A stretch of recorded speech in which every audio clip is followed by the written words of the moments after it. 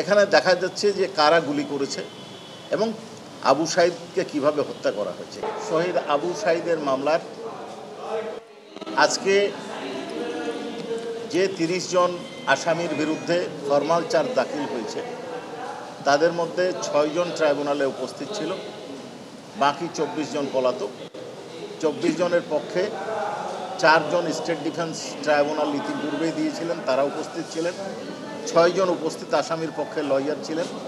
আজকে শুনানির পরে ট্রাইব্যুনাল অ্যাডজর্নমেন্ট দিয়েছেন এবং আগামীকাল আসামি পক্ষের বক্তব্য শ্রবণের দিন ধার্য হয়েছে। আজকে আমাদের পক্ষ থেকে লার্নেড চিফ প্রসিকিউটর মামলার অভিযোগের সমর্থনে আমাদের কতগুলো ডকুমেন্ট আছে, কি ডকুমেন্ট আছে, কতগুলো সাক্ষী আছে, সমস্ত বিস্তারিত বিবরণ তুলে ধরেছেন এবং এটা কন্টিনিউ করার পরে আদেশের জন্য হয়তো দিন ধার্য হবে এবং আশা করছি আমরা আমাদের কাছে যত ডকুমেন্ট আছে এবং এভিডেন্স আছে তাতে প্রাইমা ফেসি কেস আমরা মেড আউট করতে সক্ষম হয়েছি এবং তাদের বিরুদ্ধে অর্থাৎ পলাতক এবং উপস্থিত সকল আসামির বিরুদ্ধেই চার্জ হবে।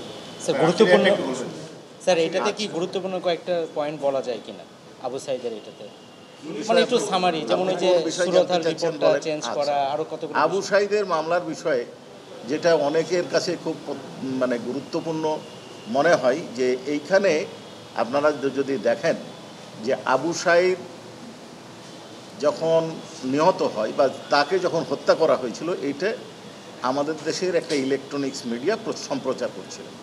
এখানে দেখা যাচ্ছে যে কারা গুলি করেছে এবং আবু সাঈদকে কিভাবে হত্যা করা হয়েছে, কিন্তু তৎকালীন পুলিশ কমিশনার এবং সরকারের ঊর্ধ্বতন কর্মকর্তারা পরিকল্পিতভাবে সেই ঘটনাকে ধামাচাপা দিয়ে ঘটনাকে ভিন্ন খাতে প্রবাহিত করার জন্য আবু সাঈদের সহযোগীদেরকে আসামি করে একটা মামলা দায়ের করেছিল এবং যারা হত্যার শিকার হতে পারত তাদেরকে আসামি করে জেলখানায় বন্দি করা হয়েছিল। এটা একটা বিষয়।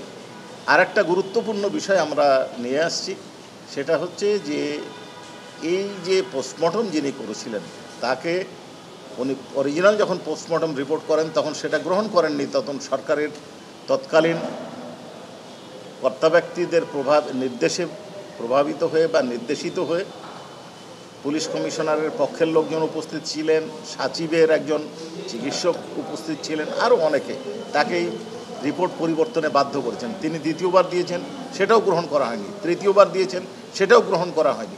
চতুর্থবার দিয়েছেন, সেটাও গ্রহণ করা হয়নি। উনি বাধ্য হয়ে পঞ্চমবার তাদের মতো করে একটা রিপোর্ট দিতে বাধ্য হয়েছিলেন। সেই ডাক্তার সাহেবকে আমরা সাক্ষী করেছিলাম, যারা বাধ্য করেছিলেন তাদেরকেও আসামি করেছি এবং এই ডকুমেন্টগুলার কার্বন কপি ওনার কাছে সংরক্ষিত ছিল, সেগুলো আমাদের কাছে আছে।